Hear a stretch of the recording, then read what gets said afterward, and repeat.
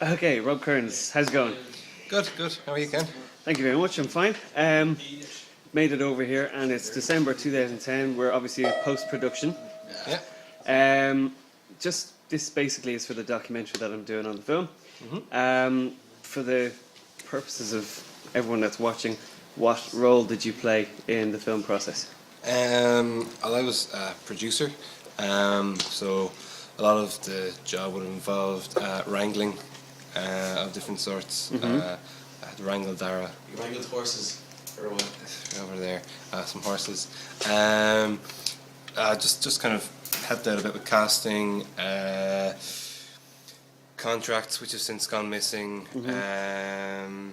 Simon. The some stuff with venues, stuff like that, basically trying to get venues in, Yeah. some legal checks, insurance, all that kind of fun. So basically trying to get the whole thing tied together. How did you find it all together?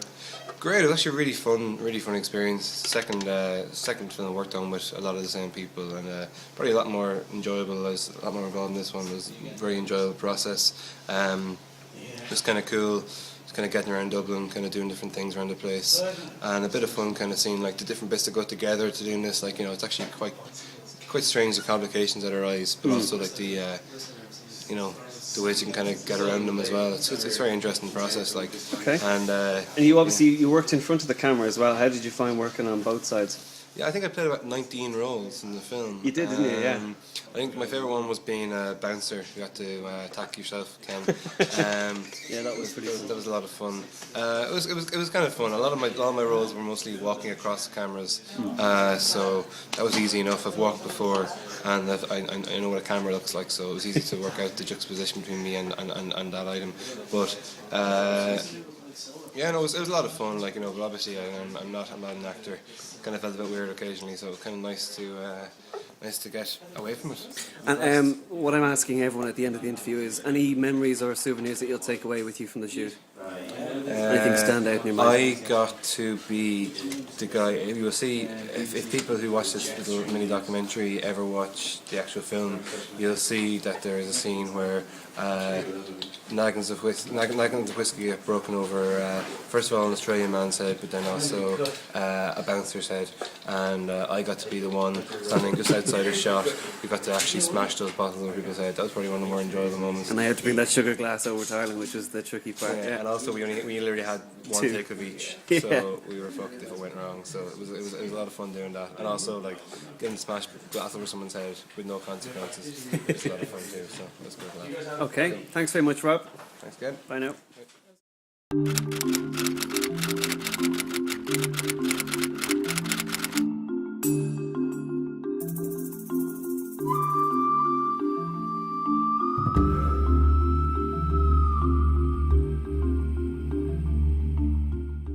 Dublin-born film director Darren McNabb started his first feature 2 years ago, and it was called The Farm.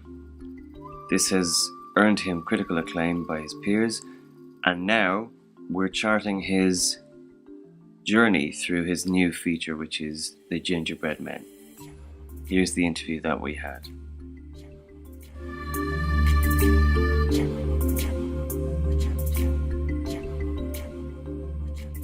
Dara, how's it going? Alright. Okay. Right, so we've starred and filmed and shot and all the rest. How have things been since the... first of all, let's start with the filming process itself. How did you find filming with us and having us as your team? Yeah, it was grand. Okay. And, okay, and how did you feel about having the collaborative effort of your fellow TCD chums to help out with camera, film, light, and all the rest? I was delighted. Okay.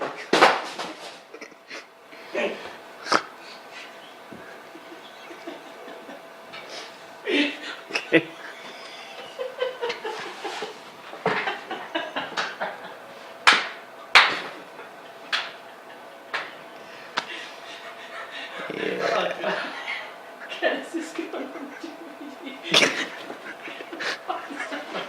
Get some of that. Oh, hold on, okay. Okay. Right. Action. Right. Okay. We're not rolling already. Yeah. Right. I've been giving you my A game. How did you find the actual process itself? Were we okay as actors or not? You're all grand. Okay. Good response. Yeah, no, you're all very good actors. Okay. Yeah, we were lucky with the cast we got. And post production now, what stage are you at now? So we're in December 22nd, 21st at the moment. What Solstice. stage are you at right now? We're doing the final cut, about an hour into the final cut of the film. Okay. Is there what memories will you take from the filming experience? Is there anything that sticks out in your mind as being very memorable?